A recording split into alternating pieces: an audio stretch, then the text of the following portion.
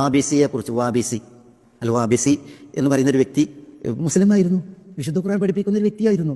കാരണം കാര്യാനിലേക്ക് ഖുർആന്റെ കാര്യമായിരുന്നു എന്ന് പറഞ്ഞെങ്കിൽ ഖുർആൻ പഠിച്ച് പാരായണം ചെയ്ത് പഠിപ്പിക്കുന്ന ഒരാളായിരുന്നു അൽ വാബിസി.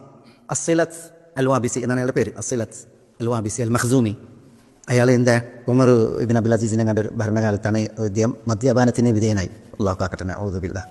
അങ്ങനെ അദ്ദേഹത്തിന് ശിക്ഷാ കോടതി ശിക്ഷ വിധിച്ചപ്പോൾ അയാൾ മുങ്ങുകയാണ് ചെയ്തത്.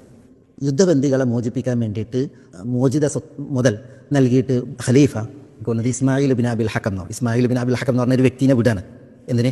പിന്നെ ഈ ഖുസ്തന്തീനിയൻ നാടുകളിൽ പോയിട്ട് മുസ്ലിം ബന്ദികളെ മോചനദ്രവ്യം നൽകിയിട്ട് വിട്ടുകൊണ്ടുവരാൻ വേണ്ടിയിട്ട് ഇയാൾ നിയോഗിക്കണം, ഇസ്മായിൽ എന്നവരെ നിയോഗിക്കണം ഖലീഫ. അങ്ങനെ ഇസ്മായിൽ എന്നവർ ഖുസ്തന്തീനിയയിൽ പോയപ്പോൾ അവിടെ റോമാക്കാരാണ്, നസാറാക്കളാണ്. അവിടെ നിന്നാണ് ഒരു അറബി കവിത കേൾക്കുന്നത്. അദ്ദേഹം ഒരു അറബിയുടെ കവിത കേൾക്കാണ്.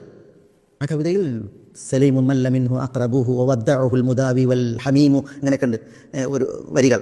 ഏതായാലും നല്ലൊരു അറബി കവിത ഈ ഇദ്ദേഹം കേൾക്കുകയാണ്, ഇസ്മായിൽ എന്നവർ കേൾക്കുകയാണ്. അപ്പോൾ നോക്കുമ്പോൾ റോമക്കാരുടെ നാട്ടിൽ, അനറബികളുടെ നാട്ടിൽ ഒരു അറബി കവിത ആരാന്ന് നോക്കുമ്പോൾ ഈ വ്യക്തിയാണ്, അസിലത്തുൽ വാബിസിയാണ്. അപ്പോൾ അദ്ദേഹം ചോദിക്കുകയാണ്, നിങ്ങളെ ഇങ്ങനെ ഇവിടെ എത്തിയത്?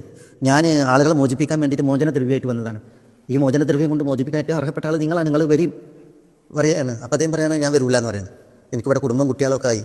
അദ്ദേഹം മതം മാറി മതപരിത്യാഗിയായിട്ട് അവിടെ ജീവിക്കാം. അപ്പോൾ ഇദ്ദേഹം പറയുകയാണ്, നിങ്ങൾ കുഫറിൽ പോയിട്ടില്ല എങ്കിൽ ഞാൻ മോചനദ്രവ്യം നൽകിയിട്ട് ഞാൻ നിങ്ങളെ മോചിപ്പിക്കാം. നിങ്ങൾ ആളുകൾക്ക് ഖുർആൻ പഠിപ്പിച്ചില്ല മനുഷ്യനല്ലേ?